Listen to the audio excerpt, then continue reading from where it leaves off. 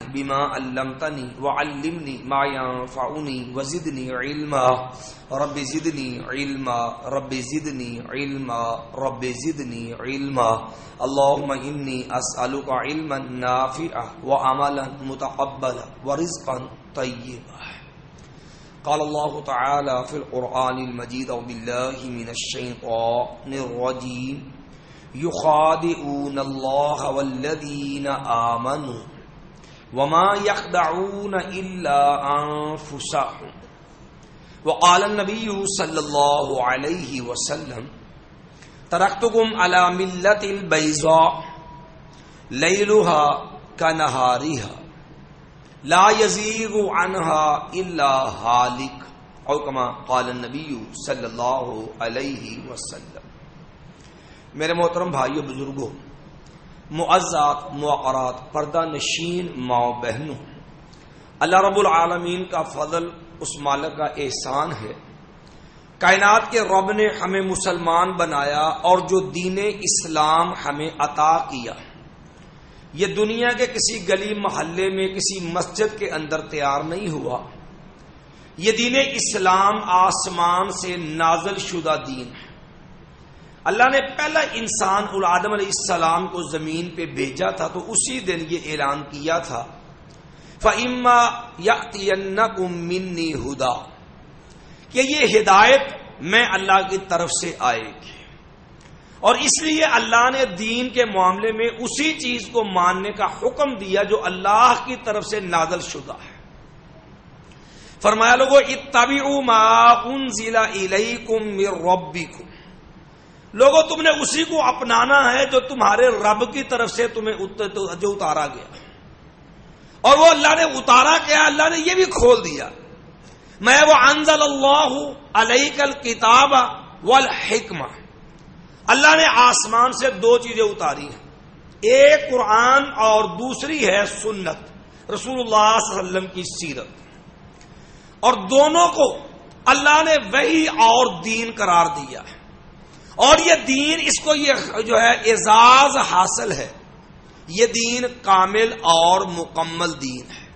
سابقہ انبیاء میں سے کسی نبی کو یہ اعزاز حاصل نہیں ہوا کہ انہیں یہ کہا گیا ہو کہ آپ کا دین مکمل ہو چکا ہے.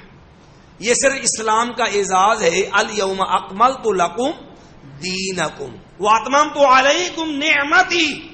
اور پھر اس دین کی دوسری بڑی خوبی یہ ہے کہ یہ دین اللہ تعالی کا پسندیدہ دین ہے، ان الدین عند اللہ الاسلام. اور تیسری بڑی خوبی یہ ہے، اللہ نے اپنے بندوں کی رشد و ہدایت کے لیے جس دین کو پسند کیا وہ دین یہ دین اسلام ہے. وَرَضِيتُ لَكُمُ الْإِسْلَامَ دِينًا. اس دین کی چوتھی بڑی خوبی یہ ہے، یہ دین صرف الفاظ میں نہیں ہے، یہ دین عملی پریکٹیکلی صورت کے اندر، نبی علیہ السلام کی سیرت کی شکل کے اندر عملی طور پہ یہ دین محفوظ ہے. اسی لیے فرمایا لوگوں لقد کان لکم فی رسول اللہ اسوۃ حسنہ، لوگوں نبی صلی اللہ علیہ وسلم کی زندگی تمہارے لیے بہترین ماڈل اور نمونہ ہے. یہی وجہ ہے جب کائنات کے رب نے اس دین کو اتنے اعزازات دیے، کائنات کے رب کا اصول بھی بڑا سیدھا اور مضبوط ہے. کائنات کے رب نے دین کے نام پہ اسلام سے ہٹ کے کسی چیز کو قبول نہیں کیا. آپ دیکھ لیں ہمارے معاشرے کے اندر کوئی بھی سکول ہو، بہت بڑا نہ صحیح، عام درمیانے لیول کا بھی لے لیں، سکول کی یونیفارم، سکول کے شوز، ساکس، وہ بنیادی بچے کا ڈریس، اس کا لباس، آپ اسے ہٹ کے کسی بچے کو بہترین قسم کا کرتا اور اس کو لاچا پہنا کے اور پاؤں کے اندر شوز کی بجائے کھسا پہنا کے آپ کسی سکول کے اندر بھیج دیجئے. اگرچہ بچہ بڑا خوبصورت لگے گا لیکن سکول میں کوئی سکول والا اس کو کلاس میں بٹھانے کا روادار نہیں ہے. وجہ کہ وہ بچہ اگرچہ وہ کمیز و کرتا کتنا شاندار ہے، اس کا لاچا بڑا خوبصورت ہے، بچے کا خصہ بڑا جو ہے وہ شاندار ہے، لیکن اسکول کے میرٹ پر نہیں ہے، بچہ اسکول میں بیٹھنے کا اہل نہیں ہے۔ ہماری ذاتی سٹینڈرڈ کا عالم یہ ہے، ہم اپنے اصولوں پہ، اپنے سٹینڈرڈ پہ کمپرومائز نہیں کرتے۔ اللہ تو خالق ہے، الا لہ الخلق والامر، پیدا رب نے کیا، قانون نظام بھی رب کا ہے، رب تو زیادہ حق رکھتا ہے کہ وہ اپنے اصولوں پہ کمپرومائز نہ کرے۔ اسی لیے کائنات کے رب نے ہمیں یہ پیغام دیا، لوگوں جو دین میں نے دے دیا، اس دین سے ہٹ کے کوئی بات بطور دین قابل قبول نہیں ہے۔ میں لوگوں وَمَن یبتغی غیر الاسلام دینا فلن یقبل منہ، یاد رکھو اسلام سے ہٹ کے جو بندہ بطور دین کو چیز لے کے آئے گا، یاد رکھیے وہ چیز اس سے بطور دین قبول نہیں ہوگی۔ وہ کتنا نیک پارسا متقی پرہیزگار ہو، اس نے کتنی محنت کی ہو، وہ کام بظاہر کتنا عظیم بڑا ہو، جب جو ہے اللہ کے اصولوں پہ نہیں، دین کے مطابق نہیں، تو یاد رکھیے وہ چیز دین نہیں بن سکتی۔ نبی کریم صلی اللہ علیہ وسلم نے امت کی گمراہی کے حوالے سے ایک بنیادی پیشین گوئی کی تھی۔ نبی صلی اللہ علیہ وسلم نے فرمایا تھا، لوگوں لتتبعن سنن من کان قبلکم حذو النعل بالنعل، لوگوں تم پہلی امتوں کے نقش قدم پہ چلو گے اور تم اس کے جو ہے اس طرح ان کے برابر ہو جاؤ گے جس طرح جوتے کے دو تلوے آپس کے اندر برابر ہوتے ہیں۔ حتیٰ کہ اگر ان میں سے کوئی جو ہے وہ زب کے جو ہے وہ سوراخ میں داخل ہوا ہے تو ایسی امت میں بھی ہوں گے جو اس میں داخل ہونے کے لیے جائیں گے۔ اور پہلی امتوں کے اندر دین کے نام پہ ایک بہت بڑا دھوکہ اور فراڈ وہ تھا دیندار طبقے کی طرف سے، جس کو قرآن مجید نے بڑے کھول کے واضح انداز میں بیان کیا۔ مَا فَوَيْلٌ لِّلَّذِينَ يَكْتُبُونَ الْكِتَابَ بِأَيْدِيهِمْ، مَا فَوَيْلٌ لِّلَّذِينَ يَكْتُبُونَ الْكِتَابَ بِأَيْدِيهِمْ ثُمَّ يَقُولُونَ هَذَا مِنْ عِندِ اللَّهِ لِيَشْتَرُوا بِهِ ثمناً قلیلا۔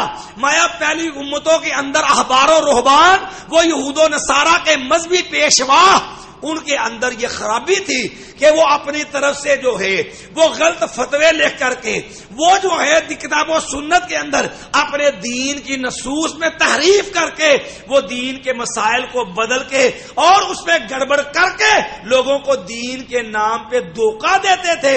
مقصد یہ تھا لیشتروا بہ ثمنا قلیلا، مقصد صرف یہ پیٹ کی اپنی جہنم بھرنا ہے۔ اور نبی علیہ السلام میری امت بھی ان کے نقش قدم پہ چلے گی اور اس طرح برابر ہوگی۔ آج بھی جو سب سے بڑا دین کے نام پہ دھوکہ ہے، یہ دھوکہ اس فتوی بازی کی آڑ کے اندر ہے۔ آپ اس کو تھوڑی سی تفصیل میں چلے جائیے۔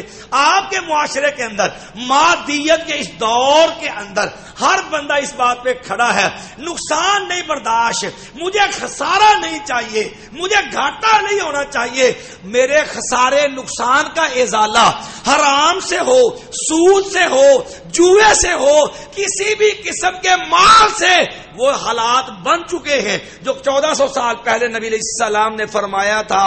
لوگوں لیاتین علی الناس زمان، لوگوں پر ایسا وقت آئے گا لا یبال المرء امن الحلال ام من الحرام، کہ لوگوں سے یہ تمیز ختم ہو جائے گی، آنے والا پیسہ حلال طریقے سے آ رہا ہے یا حرام سے آ رہا ہے۔ اور اس سے لیے سب سے پہلا جو کاروبار وہ ہے آپ کا انشورنس، بیمہ پالیسی۔ آپ کی گاڑی، آپ کا مکان، آپ کی فیکٹری، آپ کا جناب جو ہے وہ گودام، وہ آپ کے بڑے بڑے سٹور اور ان کی جو ہے انشورنس، اور اس انشورنس کے اندر کوئی پتہ نہیں نقصان ہوگا نہیں ہوگا، کب ہوگا، ہوگا بھی یا نہیں ہوگا، لیکن اس کی طے شدہ رقم ہے۔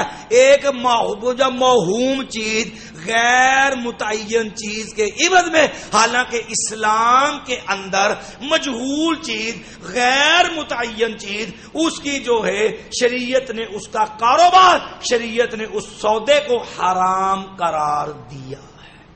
لیکن دیکھ لیجئے کون سی گاڑی ہے جس کی انشورنس نہیں، حتیٰ کہ اگر وہی چیز آپ اپنی ذات کے لیے کروائیں، پاجی کی پتا کانو کا ایکسیڈنٹ ہی ہو جائے، میرا اج کل کون پہنچتا جائے، سگا برا نہیں جے بنتا، یہ اس قسم کے بہانے اور اس کے اوپر بیمہ پالیسی. جب ایک آدمی کے پاس بھی کہتا ہے وہ اللہ کے بندو یہ چیز تو جائز نہیں ہے، تو وہ لوگ وہ اسٹیٹ لائف سے تعلق رکھتے ہو یا کسی بھی انشورنس کمپنی سے، سب سے پہلا اخبار پتا کیا ہوتا ہے، پاجی ویسے اپنا کیڑی جماعت نہ تعلق ہے، بھئی آپ نے کیا کہنا ہے، ساڑھے کو فتوا ہے، آپ بریلوی ہیں تب بھی فتوا ہے، آپ دیوبندی ہیں ہمارے پاس فتوا ہے، آپ اہل حدیث ہیں ہمارے پاس فتوا ہے. جس کسی کو بھی قائل کرنا ہو فتوے کی چھری سے ذبح کر کے اس کو اس حرام کے لیے راہ ہموار کر دی جائے گی، اور وہ بھی بڑے آرام سے، اچھا جی آپ کے پاس فتوا ہے، چلو پھر تو ٹھیک ہے، چلو پھر تو میرے لیے آسان ہو گیا، اب مجھے کو کہے گا میں کہہ دو سر پاجی ساڑھے کو فتوا ہے.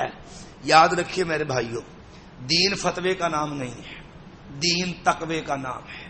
فتوے کا تعلق ہوتا ہے انسان کسی مسئلے میں بند گلی میں پھنس گیا اور وہ کسی اضطراری حالت میں الجھ گیا، اس کے لیے شریعت کے دائرے میں رہتے ہوئے ایک سہولت مہیا کرنا، اضطراری اور لاچاری صورت میں فتوے کا تعلق ایک خاص کیفیت سے ہوتا ہے. اب یہاں فتوا ایک کاروبار ہے، اور ہر کام پہ فتوا، صرف انشورنس پہ نہیں، صرف بیمہ پالیسی میں نہیں. آپ اس کی دوسری بدترین شکل دیکھ لیجئے، ہمارے ملک کے اندر اسلامی بینکنگ کے نام پہ سارا سود جو ہے یہودیانہ ہیلوں سے پورا سود حلال کر دیا گیا.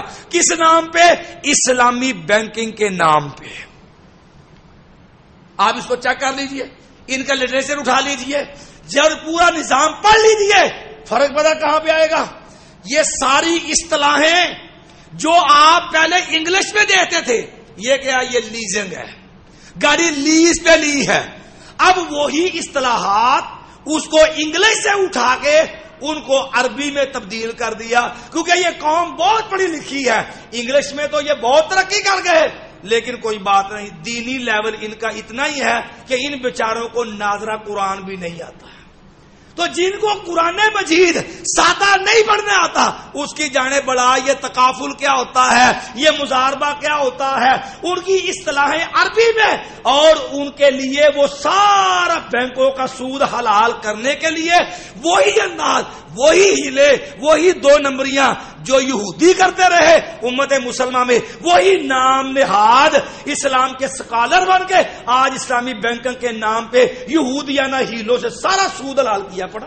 اور جب آپ کہیں بھائی یہ تو حرام ہے، یہ تو سود ہے، جی ہمارے پاس شریعہ بورڈ کا فتویٰ موجود ہے، حضرت شیخ الاسلام کا لیبل سے جو حضرت ملقب ہے، ہمارے پاس جو ہے ان کا فتویٰ موجود ہے. شریعہ بورڈ کے وہ سرپرست ہیں، پورا میزان بینک جو ہے اس کے اندر ان کا پورا شیئر ہے، اس کے بیٹوں کا باقاعدہ حصہ ہے. اور جناب یہ شریعہ بورڈ کے تحت چلتے ہیں، اور شریعہ بورڈ والے وہ ہیں جن کے فرقے میں، جن کے مسلک میں، جن کے مذہب میں آلریڈی 6 قسم کا سود ویسے ہی حلال ہے.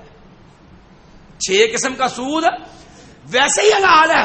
جو چیئرمین ہے شریعہ بورڈ کے، ان کے ہاں 6 قسم کا سود ویسے حلال ہے، اور اس کے بعد جس کو جو باقی تھا اس کے لیے وہی ہیلے ہیں جس پہ رسول اللہ صلی اللہ علیہ وسلم نے فرمایا، لوگوں قاتل اللہ الیہود، اللہ یہودیوں کو تباہ کر دے، اللہ یہودیوں کو برباد کر دے. لما حرم علیہم شہومہا، جب اللہ نے ان لوگوں پہ مردار کی چربی کو حرام کیا، جملوہ ثم باعوہ فاکلوا ثمنہ، ان ظالموں نے کیا کیا، یہودیوں نے، انہوں نے کہا اچھا اللہ نے چربی حرام کی ہے، انہوں نے چربی کو پگارا، چربی کو پگار کے اس کا بنایا تیل اور اس کو بیچنا شروع کر دیا.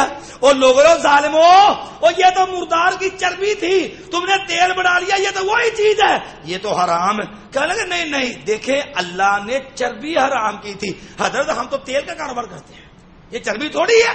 جس انداز سے یہودیوں نے اللہ کی حرام کو حلال کرنے کے لیے یہ ہیلے بازی کر کے اللہ کی حرام کو حلال کیا، آج اسی انداز سے یہ آپ کے شریعہ بورڈ کے تحت یہ اسلامی بینکنگ کے نام پہ یہ سارا سود جو ہے اس کو اسی طرح شریعہ بورڈ کا ٹھپا لگا کے یہ اسلامی بینکنگ کا نام دے دیا گیا. آپ گاڑی لیز پہ لے کے دیکھ لیں، آپ اسلامی بینک سے گاڑی لے لیں، دونوں کا تقابل کیجئے، کمپیرزن کیجئے، ان کا موازنہ کیجئے، آپ کے سامنے حقیقت آ جائے گی.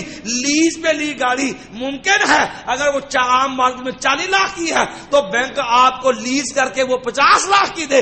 اسلامی بینک میں جائیں گے وہ 52 سے 55 لاکھ میں ملے گی. کیوں؟ اس کے اوپر شربتیں جو ہے وہ ایک ٹھپا ہے اسلام کے نام کا کہ جناب ہم نے اس کو اسلامی کر کے دینا ہے. بوتل تو پیشاب کی ہے، ٹھپا شربتیں بزوری کا لگا کے دینا ہے تاکہ آپ کو اطمینان ہو کہ ہم حرام نہیں پی رہے، حرام نہیں کھا. یہ ایک بدترین دھوکہ جو فتووں کی آڑ کے اندر جو ہے وہ امت کے اندر چل رہا ہے. دوسرا ایک بہت بڑا دھوکہ ہے جو دین کے نام پہ مسلمانوں کی پریشانی سے فائدہ اٹھایا جاتا ہے، روحانیت کے نام پہ.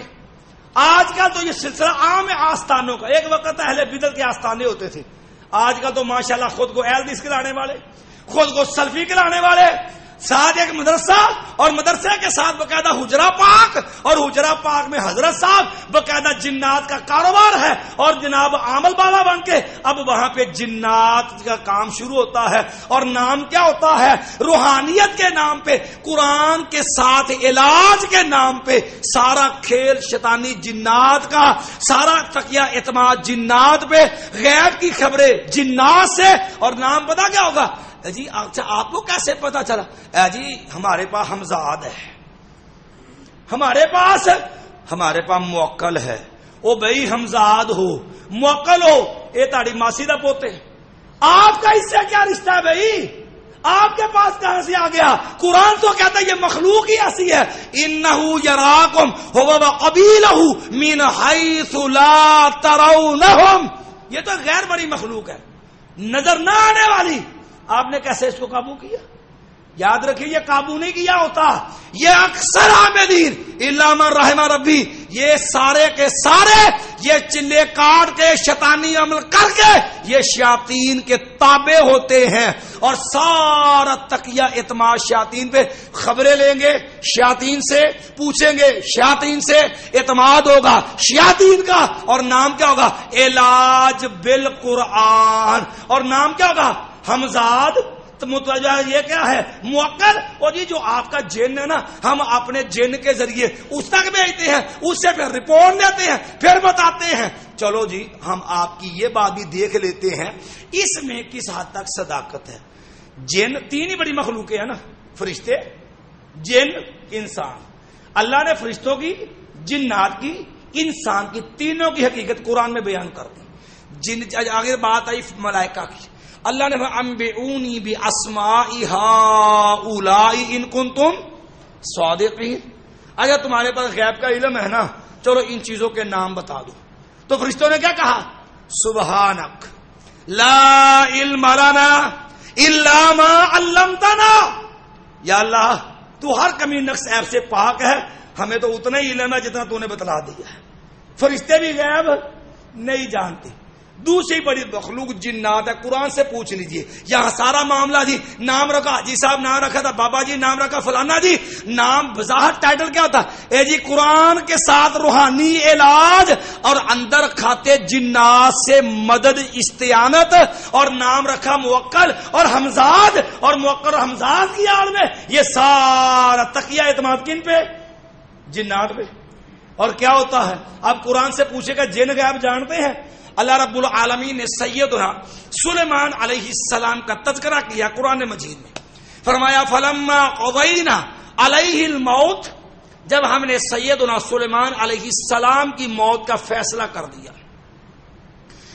مسجد بیت المقدس تعمیر ہو رہا ہے اور سیدنا سلیمان علیہ السلام ایک لاٹھی کے سارے کھڑے ہیں.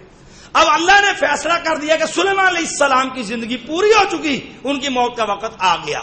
ما دلہم علی موتہ الا دابۃ الارض تاکل من سعتہ. ہم نے ایک دیمک کا کیڑا اس کو لگا دیا، وہ نیچے سے لاٹھی کو کھاتا رہا. فلما خر تبینت الجن ان لو كانوا يعلمون الغیب ما لبثوا فی العذاب المہین. وہ لاٹھی نیچے سے گل گئی، وہ دیمک کے کیڑے نے کھا لی. سلیمان علیہ السلام کا بوجھ اٹھانے سے قاصر ہو گئی. سلیمان علیہ السلام زمین پہ آ گرے. مایا جب گرے تب جنوں کو پتا چلا اور کہنے لگے، اللہ نے فرمایا اللہ کانوا یعلمون الغیب، اگر جنوں کو غیب ہوتا ما لبثوا فی العذاب المہین، وہ اس رسوا کن مشقت کو برداشت نہ کرتے. سامنے سلیمان علیہ السلام لاٹھی کے سارے کھڑے فوت ہو چکے ہیں اور جنات ان کے سامنے بیت المقدس کی تعمیر میں مصروف ہے، اور جنات کو نہیں پتا حضرت سلیمان علیہ السلام وفات پا چکے ہیں. یہ آنکھوں کے سامنے ہیں اور جن نہیں جانتے کہ سلیمان علیہ السلام فوت ہو گئے ہیں. وہ آپ کا ہمزاد، وہ آپ کا موکل، وہ آپ کے بابا جی، وہ آپ کے حاجی صاحب، وہ جس پہ سارا تکیہ اعتماد ہے، ذرا بتلائیے اس کو غیب کا علم کہاں سے آ گیا؟ وہ سارا جو آستانہ چلتا ہے کہ سرکار کے پاس ہمزاد ہے جی، اس کے پاس موکل ہے، وہ ہمزاد ہو وہ موکل ہو، ہے تو جن ہے، اس سے بڑھ کے تو کچھ بھی نہیں ہے. قرآن نے عقیدہ دیا ہے کہ اللہ کانوا یعلمون الغیب ما لبثوا فی العذاب المہین. لوگوں اگر جنوں کو غیب ہوتا تو آنکھوں کے سامنے سلیمان علیہ السلام فوت ہوئے کھڑے ہیں، کسی کو پتہ ہی نہیں چلا کہ حضرت تو دنیا سے جا چکے ہیں. تو کیا کو ہمزاد جانے گا؟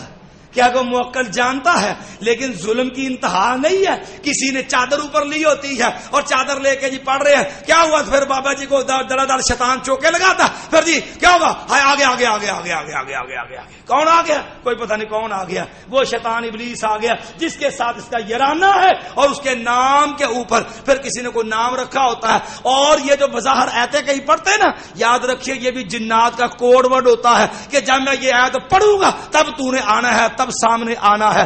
اسی لیے جب آپ کبھی کسی عمل کو چیک کر لیجئے، جب بھی کسی بچے جند کا حاضری کا مسئلہ ہوگا نا، آپ کو چھوٹا نابالغ بچہ لے کے آؤ، اچھا اس کے اوپر کپڑا ڈالو یا اس کے انگوٹھے پہ سیاہی لگاؤ، اس میں چیک کریں گے کیا نظر آتا ہے. بھائی بڑے انے نے جو عمر میں وڈیرے ہیں، جو سمجھدار ہیں، جو عاقل ہیں، جو بالغ ہیں، جس کو چیز کی تمیز پہچان اور شعور ہے، یہ آپ اس کے اوپر کپڑا ڈال کے کیوں نہیں دکھاتے تاکہ پتا چلے دیکھ بھی تیرے سامنے کیا ہے، تیرے انگوٹھے میں تجھے نظر کیا آتا ہے. اسے پتا نظر پھٹے منہ پاس ہوئے سیاہی تو کچھ نہیں ہے گا ہی.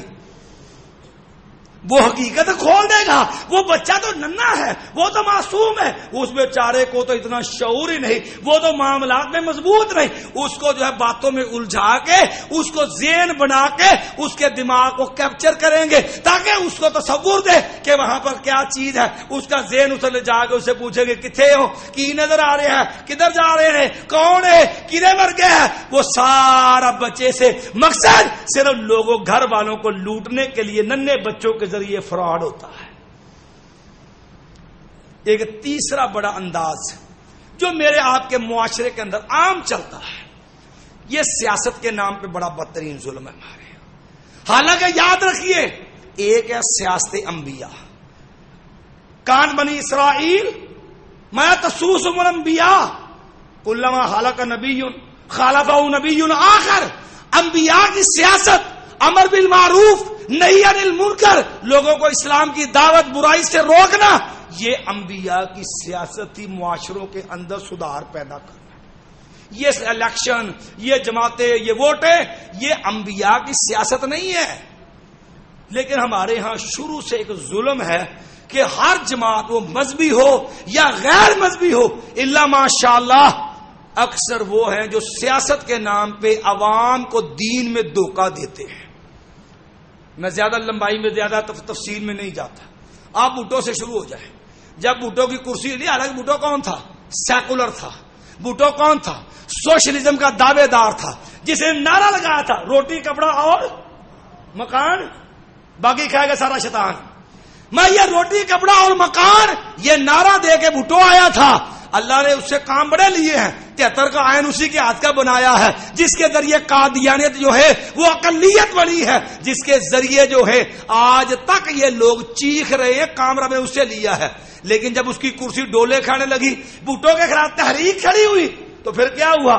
فوراً جمعے کی چھٹی, تاکہ مسلمانوں کو تھوڑا سا ہاتھ پھیرو, میں بھی پاجی مسلمان ہاں, میں ہی تو آپ کا خیر کھاؤں. اب کو جمعہ پڑھنا ہوں تو جی چھٹی نہ دیتی تو پھر تھوڑے پاس مسئلہ بنتا. جمعے کی چھٹی کس نے شروع کی تھی؟ بھٹو نے. کیوں؟ کرسی ہل رہی تھی, خلاف تحریک کھڑی تھی. کیوں؟ شراب پہ پابندی, جوئے پابندی. کب؟ جب تحریک اپنا زور پکڑ رہی تھی. جنرل ضیاء الحق کو لے لو, جب دیکھا سارا معاملہ, حالانکہ جتنا اسلامی رنگ جنرل ضیاء پہ تھا آپ کا کوئی گناہ نہ, اس سے پہلے نہ بعد میں کسی کے اوپر اتنا اسلامی رنگ نظر نہیں آئے گا آپ کو. لیکن یہ لنگڑی لولے جو ہے شرعی عدالتیں ہیں, ہے کوئی شریعت کا نفاذ, ہے کوئی شریعت کے مطابق فیصلے؟ باقی تمام عدالتیں ان کے پاس اختیارات ہیں, لیکن شرعی عدالتیں وہ وہی لنگڑی لولی, وہ بھی صرف جو ہے وہ اسلام کا ٹچ تھا. آپ یہ نواز شریف, آپ اس کو 2 اقتدار میں آیا, 15ویں ترمیم کا معاملہ کیا تھا؟ دیکھیں جی, اسلام کی قانون سازی میں کہیں گڑبڑ ہوگی تو وزیر اعظم کو سجا حکمران کو حق حاصل ہوگا, وہ قانون کو بدل سکتا ہے. یعنی گویا کہ بل بائی پاس امیر المومنین بننے کے رستے یہ بھی سیدھا کرنے والا. بی بی بینظیر کو دیکھ لو, وہ ساری یورپ میں پڑھی, یورپ میں پلی, لیکن جب پاکستان امپورٹ ہوئی تو سر پہ دوپٹہ, ہاتھ میں تسبیح. کیا تھا یہ؟ کہ یہ قوم مذہبی ہے.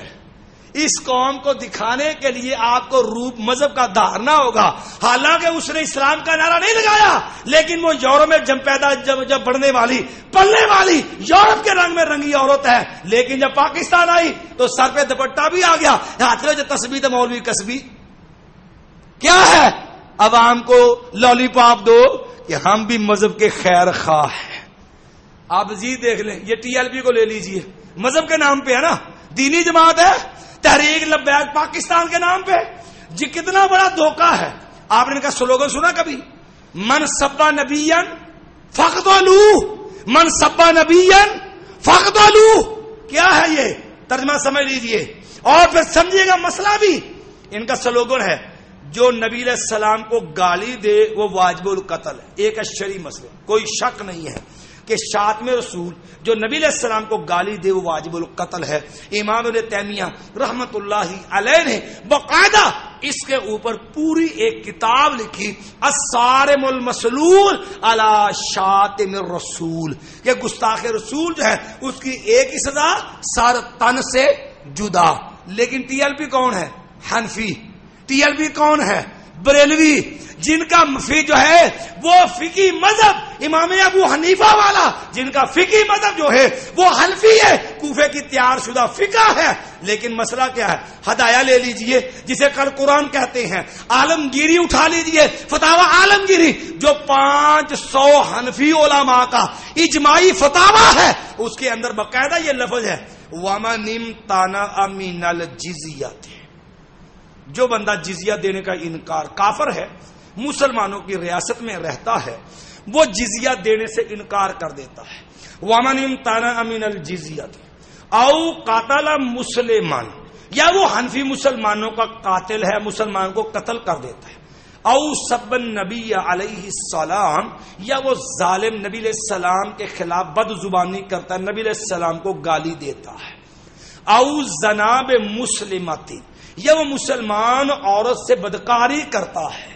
حنفی حکومت میں, حنفی ریاست میں, حنفی اصولوں میں جو ہے یہ لا فلم ینتقض عہدہ, اس کا کافر کا ذمہ نہیں ٹوٹے گا.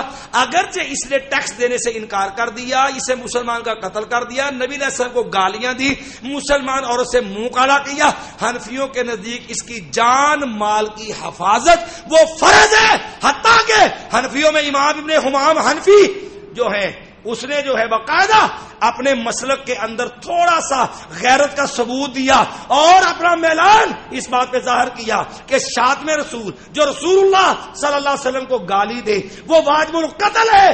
جب اس طرح میلان ظاہر کیا تو ابن نجیم حنفی مصری جن کی کتاب البحر الرائق ہے اس نے لکھا، جس کو فقہ حنفی کے اندر ابو حنیفہ ثانی کہا جاتا ہے، آپ ان کی کتاب اٹھائیے البحر الرائق ہے، انہوں نے لکھا ہے، کہتے ہیں نعم لوگوں سن لو، مسئلے دو ہیں، ایک شریعت کا ایک فقہ حنفی کا، کہتے ہیں لوگوں سنو، نعم نفس المؤمن تمیل الى قول مخالفنا فی مسئلۃ السب، نبی صلی اللہ علیہ وسلم کو گالی والے مسئلے میں ایک مومن کا دل جو ہے وہ تو امام شافعی کی طرف جاتا ہے کہ شاتم رسول نبی علیہ السلام کو گالی دینے والا وہ واجب القتل ہے، کہتا لیکن چونکہ ہم حنفی ہیں ولیکن اتباعنا للمذہب واجب، اگرچہ شاتم رسول قتل ہونا چاہیے، امام شافعی کا مذہب یہ ہے، ہمارے مذہب میں سے امام ابن الحمام حنفی نے یہ میلان ظاہر کیا ہے، لیکن معمول حمام کی بات قابل اعتبار نہیں ہے، کیوں کہ ہمارے لیے اپنے حنفی مذہب کی پیروی فرض لازم اور واجب ہے، برملا لکھا ہے۔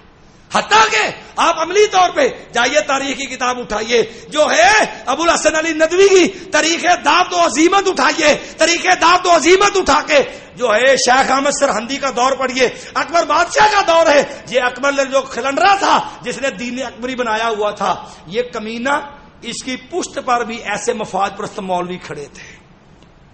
اس کا دور آیا، ایک مسلمانوں نے مسجد بنا رہے تھے، مجھ سے ایک ہندو برہمن نے اس کمینے نے مسجد بھی گرا دی، سامان بھی چرایا اور بدتمیزی کرتے ہوئے رسول اللہ صلی اللہ علیہ وسلم کو گالیاں دینے لگ گیا۔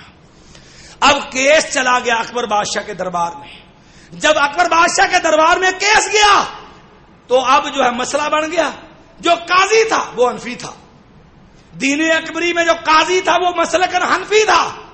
آپ دیکھا کہ مسئلہ تو اللہ کے نبی کی عزت اور عصمت کا ہے، جب مسئلہ نبی علیہ السلام کی عزت اور عصمت کا ہے تو اس نے کہا کہ یہ معاملہ جو ہے یہ جو ہے بندہ جو ہے واجب القتل ہونا چاہیے، لیکن فقہ حنفی اجازت نہیں دیتی۔ اوپر سے اکبر بادشاہ کے جو ہے بیویاں تھی وہ ہندڑیاں تھی، انہوں نے کہا یہ مولویوں کو قابو کر، یہ کیا بے لگام ہو جس کو چاہتے قتل کروا دے۔ بات بگڑی، جب دربار میں دوبارہ مسئلہ اٹھا، قاضی نے فیصلہ دیا تو دو مولوی حنفی کھڑے ہو گئے، انہوں نے کہا حضرت قاضی صاحب کیا ہو گیا، یہ ریاست فقہ حنفی کے مطابق چلتی ہے اور فقہ حنفی میں شاتم رسول نبی کو گالیاں دینے والا واجب القتل نہیں ہے، آپ نے کیسے فتویٰ دے دیا واجب القتل ہے؟ کہنے لگے قاضی ایاز مالکی نے لکھا ہے کہ جو سرکش متمرد بدتمیز قسم کا بندہ ہو اس کو بطور سیاسی طور پہ قتل کر دینا چاہیے۔ کہنے لگے حضرت ہو اس سے بات کریں، قاضی ایاز مالکی ہے، ہم حنفی ہیں، حنفیت میں شاتم رسول واجب القتل، یہ ایک پورا تسلسل ہے، میں نے اصل کتابوں سے لے کے موجودہ جو ہے یہ بر صغیر تک یہ ایک مسلمہ فقہ حنفی کا مسئلہ ہے کہ نبی کو گالیاں دینے والا فقہ حنفی میں واجب القتل، اور یہ فقہ حنفی کے علمبردار بھی ہیں، لیکن عوام کو ووٹ لینے کے لیے، عوام کی عقیدت کیش کرانے کے لیے کہتے کیا ہیں، من سبا نبیًا فقتلوا، جو نبی علیہ السلام کو گالی دے اس کو کیا کرو، قتل کر دو۔ یہ نہیں ہے کہ یہ عصمت رسول حرمت رسول سے مخلص ہے، یہ اصل میں ہاتھی کے دانت کھانے کے اور دکھانے کے، یہ سیاسی لوگوں کا وہ ظلم ہے جو دین کے نام پہ دھوکا ہے۔ جیسے ہمارے عمران خان صاحب ہے، لا نعرہ کیا ہوتا ہے، ریاست مدینہ، کتنی اچھی بات ہے ریاست مدینہ بن جائے تو، کیا خیال ہے یہ زانی، یہ شرابی، یہ بدماش، وعدے کر کے جو لوگ وعدے توڑ دیتے ہیں، یہ جو چوریاں کر کے بدماشیاں کر کے سینہ تان، کیا یہ بچیں گے سارے؟ کتنی اچھی بات ہے ریاست مدینہ بن جائے، لیکن کیا پی ٹی آئی کا جو منشور ہے آپ اس کو لے لیں، کسی پی ٹی آئی ورکر کے پاس جائیں اسے کہ اپنا منشور تو دیجیے، اس کے اندر ریاست مدینہ کے جو اصول ہے، جو ضوابط ہے، ریاست مدینہ کے جو بنیادی قواعد ہیں، پورے منشور میں آپ کو ریاست مدینہ جو ہے اس کا منشور نہیں ملے گا۔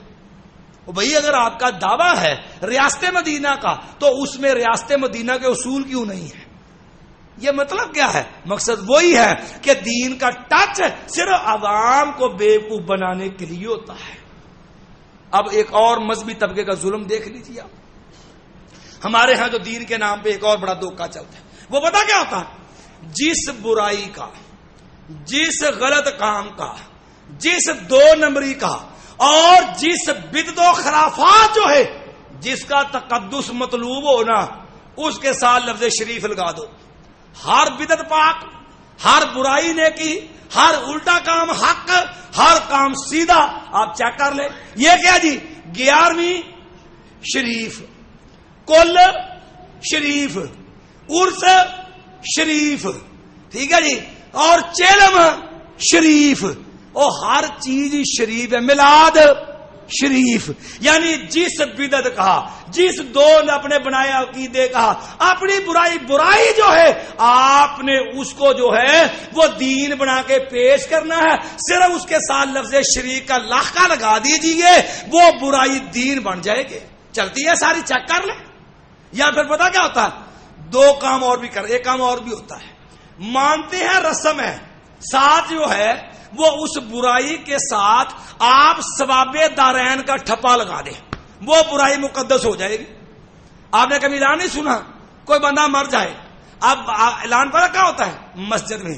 حالانکہ مسجد کا مطلب ہوتا ہے آج سادہ لو بندہ بھی ہو نا، کسی کو قسم لانی ہوئے تو پتا کیا دے، اور چل تم مسجد چل، عام سیتے دے قسم. اسے پتا ہوتا ہے کہ مسجد میں کوئی جھوٹ ہے، چل یہاں تو یہاں کرے گا نہیں. وہ مسجد میں کھڑا ہے، اور عموماً سپیکر بھی قبلہ رخی ہوتے ہیں.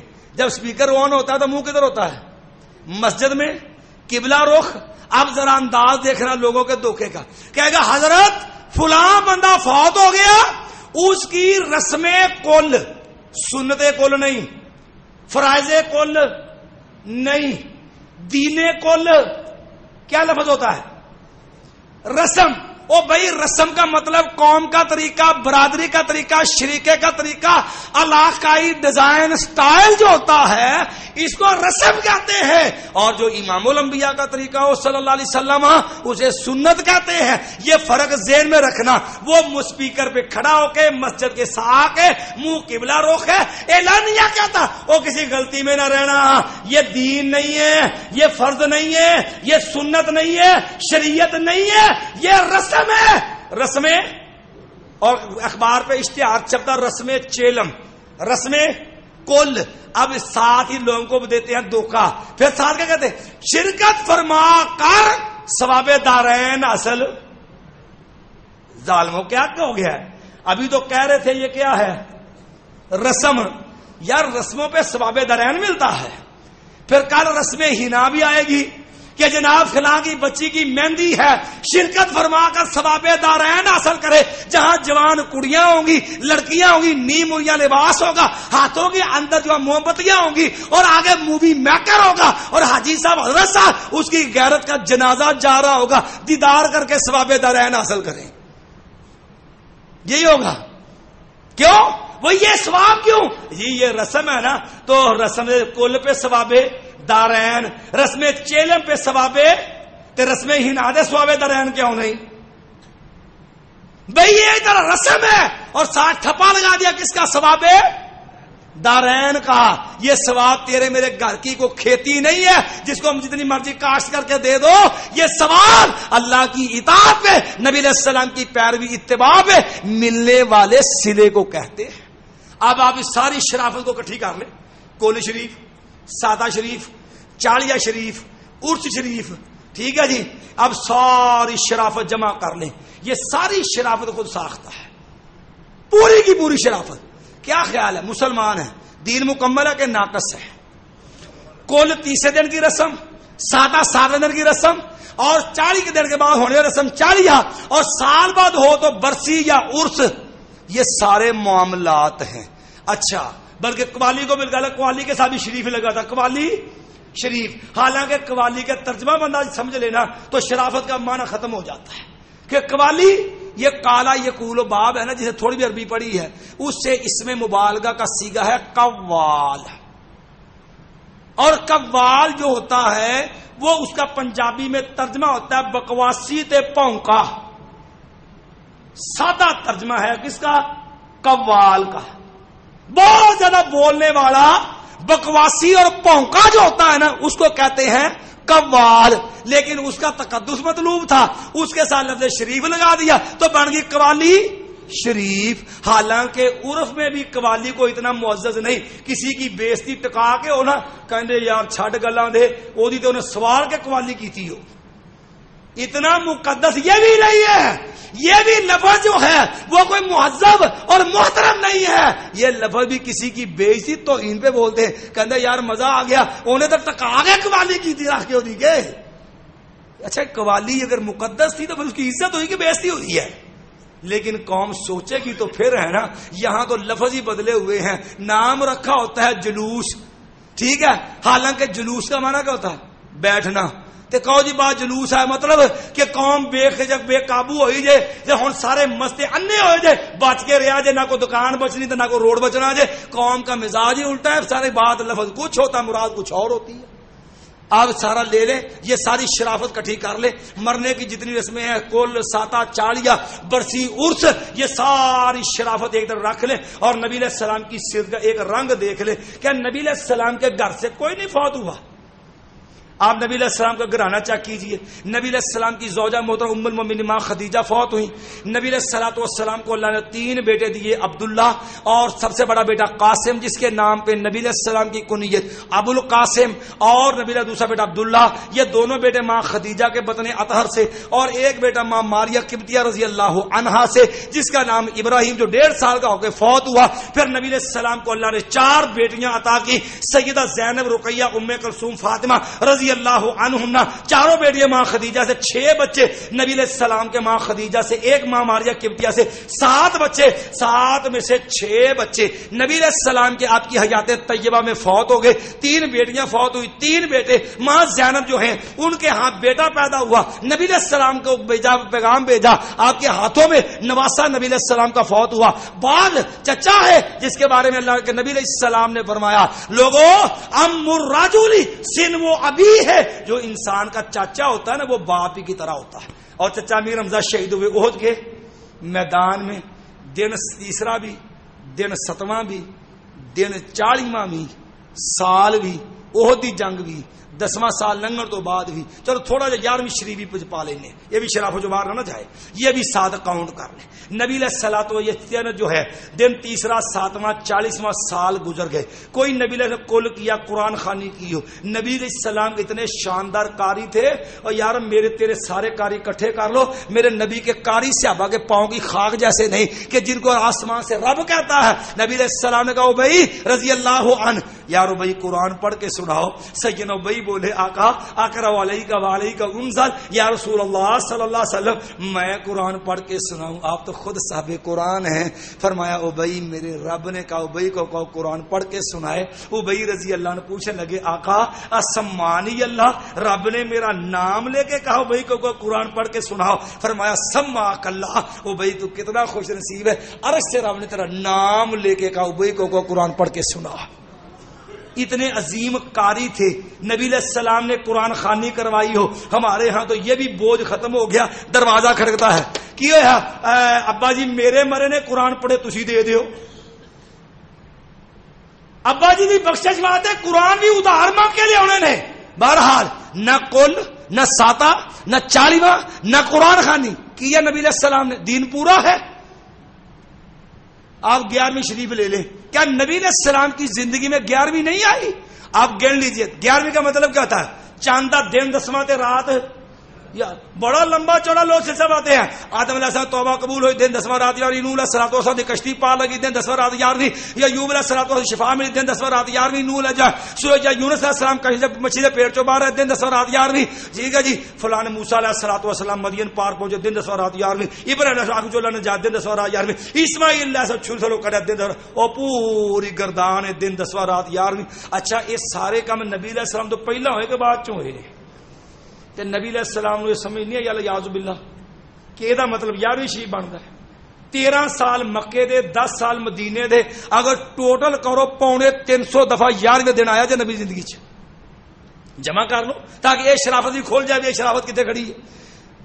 ایک ہر مہینے کی 11ویں تے 13 مہینے دی 11ویں گن لو. 12 مہینے دے 12 12 144 تے 1 مہینے دیا 12 11ویں ہور پا لو تے 156 11ویں صرف مکے چائیاں جے تے 10 سال نبی علیہ السلام رہے مدینے تے باہروں دایا 120 11ویں وچ ہور جمع کر لو 156 تے 120 ایک پوریاں پونے 311ویں بندیاں جے بلا مبالغہ. او یارو کو ایک دفعہ نبی نے ختم دعایا ہوئے, نبی علیہ السلام ایک دفعہ بھی یاد نہیں کہ نیکی میرے تو رہن رہی ہے. جس پہ شرافت کا ٹھپا لگا کے امت کے اندر جو ہے وہ قاعدہ شارٹیج ہوتی ہے, دودھ نہیں ملتا. کیوں؟ آج سارا یاری دے نام تے ٹر گیا ہے, سارا 11 مہینے پانی پایا, اج خالص گیا تے اج تے لبدا ہی کوئی نہ لاہور جو نہ گجرالے چو جو دو دا مسئلہ بنیا قاعدہ او 11ویں دی شرافت سارا پی گئی دودھ اچ. لیکن پونے 300 مرتبہ نبی علیہ السلام زندگی میں آیا. یارو نبی علیہ السلام بنائی جانی. اور یہ بات اسلام کا قانون یاد رکھنا, جس چیز کے تقاضے, جس کے اسباب, جس چیز کے حالات نبی علیہ السلام کے دور میں موجود ہوں, اگر اس کے باوجود رسول اللہ صلی اللہ علیہ وسلم نے وہ کام نہیں کیا تو یاد رکھنا وہ کام نہ کرنا سنت ہوتا ہے. ایک ہے جو نبی نے کیا وہ کرنا سنت, جو نبی نے بتلایا وہ کرنا سنت, جو نبی علیہ السلام کے سامنے ہوا نبی علیہ السلام نے اس پہ انکار نہیں کیا وہ بھی جو ہے سنت. اور جس کے اسباب تقاضے حالات نبی علیہ السلام کے دور میں تھے, اسباب موجود تھے, تقاضے تھے, لیکن تقاضوں کے باوجود اگر ایک کام نبی علیہ السلام نے نہیں نہ کیا تو وہ نہ کرنا. ایک مثال دے دیتا ہوں, آپ سمجھ لیجئے. نماز عید پڑھتے, اللہ خیال رکھے دینا اور کو ہفتے کی گل ہے, عید آئی لاؤ. آپ چیک کیجئے, آپ نے نماز فجر پڑھی, اذان ہوئی ہے, زور اثر مغرب عشاء اذان ہوتی ہے, لوگ مسجد میں آتے ہیں, اذان ہوئی کس کے لیے؟ نماز کے لیے. لوگوں کو بلانا ہے, نماز کا وقت بتانا ہے. آپ نکلیے, یہ ساری برائیوں کے ساتھ شرافت کا لیبل لگا کے جو دھوکہ دیا جاتا ہے, کول شریف, ساتہ شریف, چالیہ شریف, 11ویں شریف, عرس شریف, برسی شریف, یہ ساری شرافت والے کو دیکھ لے. ان شرافت والوں کی عید کے پاس چلے جائیں. آپ ذرا غور کرنا کہ اس عیدگاہ میں عید کی اذان ہوگی؟ کیوں نہیں ہوتی؟ کیا لوگوں کو بلانا نہیں؟ کیا نماز کا وقت بتانا نہیں؟ کیا عیدگاہ میں جمع کرنا نہیں؟ اسباب ہیں, تقاضے تھے, ضرورت تھی, حالات تھے, لیکن اس کے باوجود نبی علیہ السلام نے اذان عید کی نہیں کروائی. جو نبی نے نہیں کیا وہ نہ کرنا. لہذا کوئی دیوبندی ہو, بریلوی ہو, وہابی ہو, کوئی کسی کی عیدگاہ دکھاؤ جس میں عید کی اذان ہوتی ہو, یہ سنت کا انداز سمجھ لو. نبی کی صحابہ, نبی کتنے گھر کے افراد فوت ہوئے, نبی نے یہ رسمیں نہیں کی ہیں. آپ تھوڑا سا آگے ملاش شریف والا کام لے لیجئے. نبی علیہ السلام پیدا ہوئے, نبی علیہ السلام سے محبت عین ایمان ہے. اللہ نے قرآن میں 8 چیزیں ذکر کر کے فرمایا, میں جو ہے یہ چیزیں احب الیکم من اللہ و رسولہ و جہاد فی سبیلہ. اگر یہ چیزیں اللہ اس کے رسول زیادہ پیاری نا فتربصوا, سب سے بڑھ کے نبی سے پیار چاہیے. اس پیار کے تقاضے اسباب موجود تھے, اس کے باوجود نبی کے پاس جھنڈے تھے, جنگوں میں جاتے تھے, نبی کے پاس گھوڑے تھے جو ہے جن پہ جنگیں ہوتی تھی, اونٹ تھے جن کے اوپر جو لوگ چل کے جایا کرتے تھے. اور آج کے بلب تو آ جائے ہیں, یہ چراغ نبی کے دور میں تھے. لیکن ایمان سے بتا, محبت بھی فرض ہے, این ایمان نبی سے محبت, لیکن محبت کے باوجود کسی صحابی کے گھر پہ چراغاں ہوئی ہو, کسی نے اونٹ سجایا ہو, کسی نے گھوڑا سجایا ہو, کسی نے بازار کے اندر قافلہ, اور جو ہے کسی نے جو ہے بازار کے اندر میلہ لگا کر کے کسی نے قافلہ روانہ کیا ہو. اسباب تھے, تقاضے تھے, حالات تھے, لیکن اس کے باوجود یہ کام نہیں کیا.